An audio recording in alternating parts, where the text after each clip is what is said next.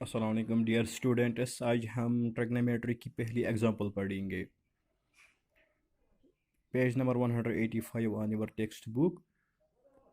Example first is given tan A is equal to 4 divided by 3. Find the other trigonometric ratios of the angle A. ठीक है, tan A दिया गया है 4/3 के बराबर। हमें बाकी ट्रिग्नोमेट्रिक रेशियोज निकालने हैं।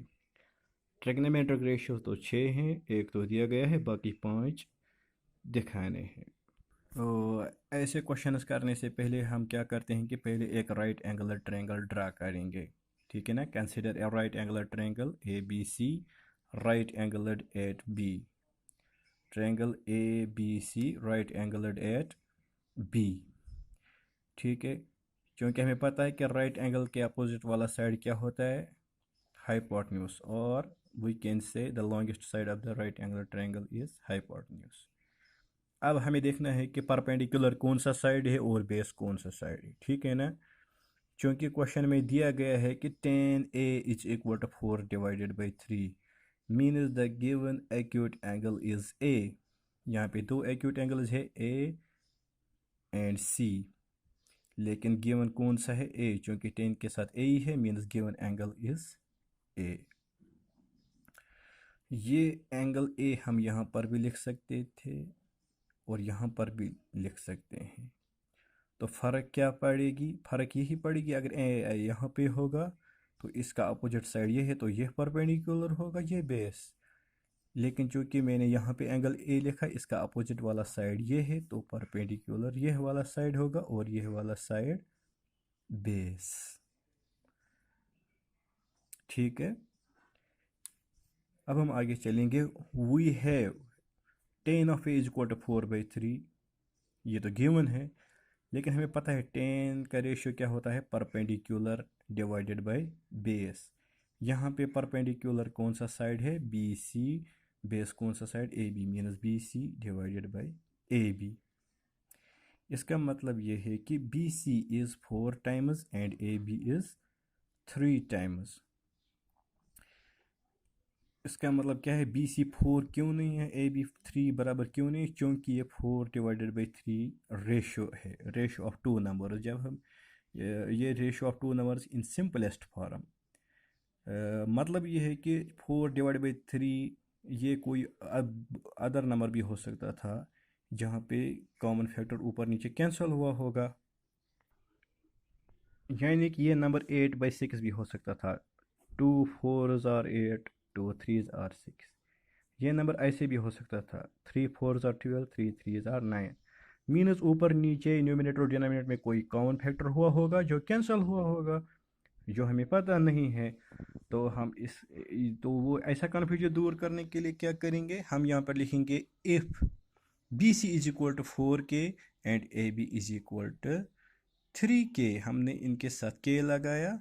सपोज कोई जो कॉमन फैक्टर ऊपर नीचे कैंसिल हुआ होगा, उसके बदले हमने के रखा, वेयर के इज ए पॉजिटिव नंबर। तो बी सी किसके बराबर आया, 4K, और ए बी किसके बराबर, 3K। तो अब हम पहले हाइपोटेन्यूज देखेंगे कि हाइपोटेन्यूज किसके बराबर होगा।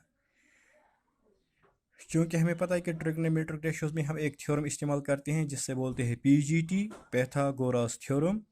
वो क्या कहता है कि हाइपोटेन्यूज का स्क्वायर किसके बराबर होता है, perpendicular square plus base square. ये हाइपोटेन्यूज कौन सा साइड है यहाँ पर, A C, means A C square is equal to B C square plus A B square. ठीक है ना।